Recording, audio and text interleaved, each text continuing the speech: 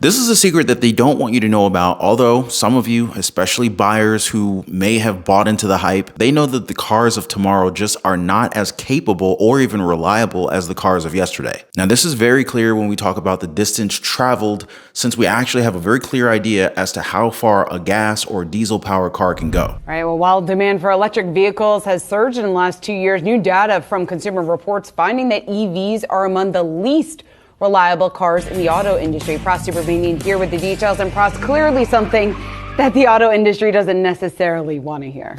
Yeah, I was a little surprised to hear that because EVs, generally speaking, are simpler or easier to operate than a regular gas-powered car. But, I'm not surprised to hear about Tesla's issues with reliability here. So they found that owners of the Consumer Reports survey, that they surveyed a bunch of their users and on all different models and all different makes of cars. And they found that for Tesla in particular, issues with body hardware, steering suspension, paint and trim, and climate systems on the models were of most concern.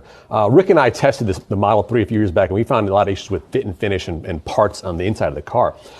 Still, Tesla still rose 4 spots to 19th overall, which isn't that great, but at least it did climb with the rankings.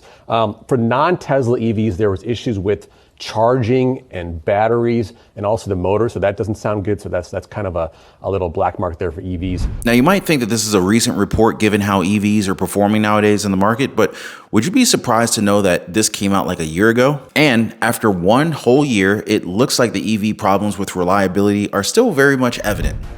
Electric cars may seem like the wave of the future, but they actually already had their heyday in the early 1900s. That is, until Henry Ford's Model T and the discovery of cheap gas came along. But today, electric cars are having a comeback. Electric vehicles, or EVs, are much more environmentally friendly than gas-powered vehicles, but they aren't as perfectly clean as you might think. While they do run fully off electricity using a battery for power and emit no greenhouse gases while running, they do produce some pollution, just indirectly. The minerals used in their batteries are mined from the earth, and this mining process often releases toxic dust and requires lots of water. Their batteries can also weigh up to 1,000 pounds, so moving them and processing them contributes to carbon dioxide emissions. Electric cars also need electricity to run, and that electricity has to come from somewhere. It can come from a coal plant, which is a big source of emissions, or it can come from a lower polluting source like natural gas, wind, or solar energy. In other words, how clean the car is depends on the source of the electricity.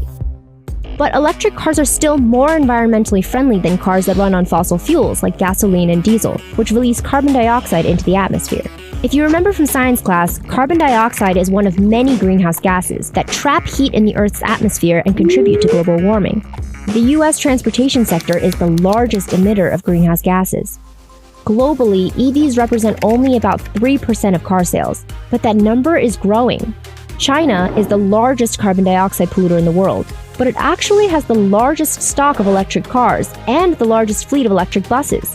In the US, California has the highest number of electric vehicle registrations.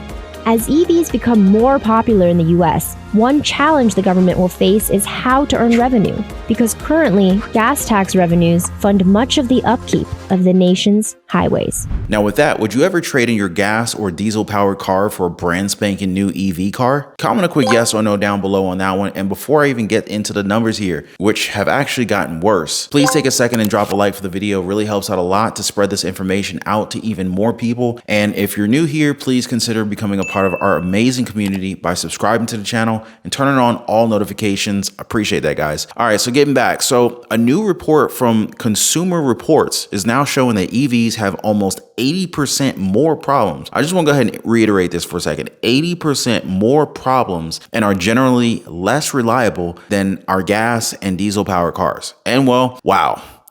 It's pretty hard to put into words like just how awful this number is, but I mean, with everything new, there's probably a pretty steep learning curve and stuff needs to just get corrected, right? Now, that's pretty normal for any market. It's not like it's unheard of, but the problem that EVs face is that this administration, well, y'all are aware of just how fast and how aggressive they want to transition to this, how do I call it, clean energy economy. But like, I get it though. A rechargeable car sounds amazing. I mean, basically gassing up can be done at home while you wait, while you sleep. But since a huge issue with EVs are the batteries and their less than stellar distance that can be covered, it's really not that surprising to see that even those who own these cars are just a little bit peeved at just how bad they are compared to what they had before. But what do you guys think about all this? Are they trying to push for this transition way too quickly? Or is this something that, might not even be worth all the trouble? Which brings me to my very next point. You see, some electricity can be produced through coal. Pretty sure you guys know that, right? Well, if not, now you do. Now, I bet a lot of these folks who are pushing for all these changes,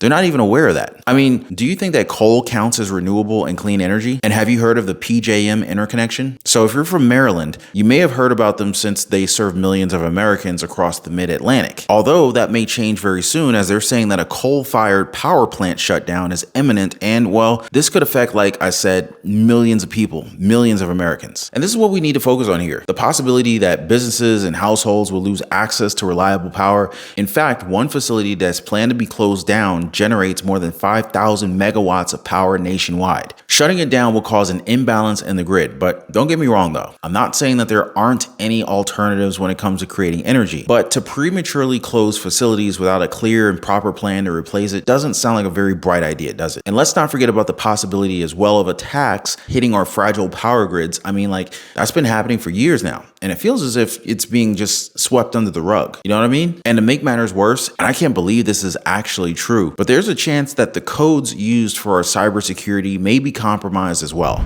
Meanwhile, a new report from a cybersecurity firm highlights the potential threat. Researchers at Fortress Information Security discovered that 90% of the products used to manage America's electric grid contained contributions from developers who said they were working in Russia or China.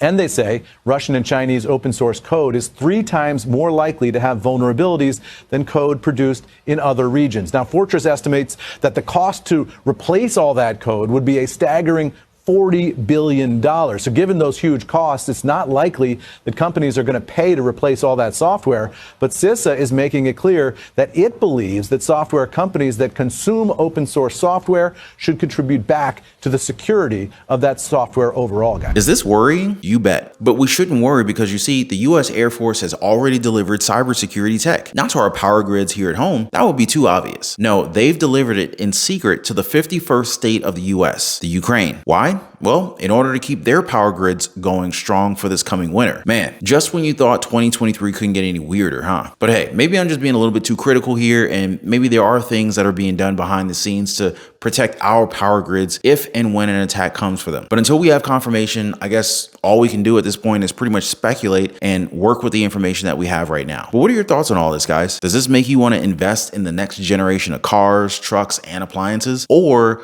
does this more or less convince you further that fossil fuels will continue to be the best source of energy for our country, for the rest of the world? Make sure you guys share your thoughts and ideas down below. And before I go, I want to thank you guys for hanging out. Thanks for liking the video. Thank you for subscribing, and I'll see you on the next one.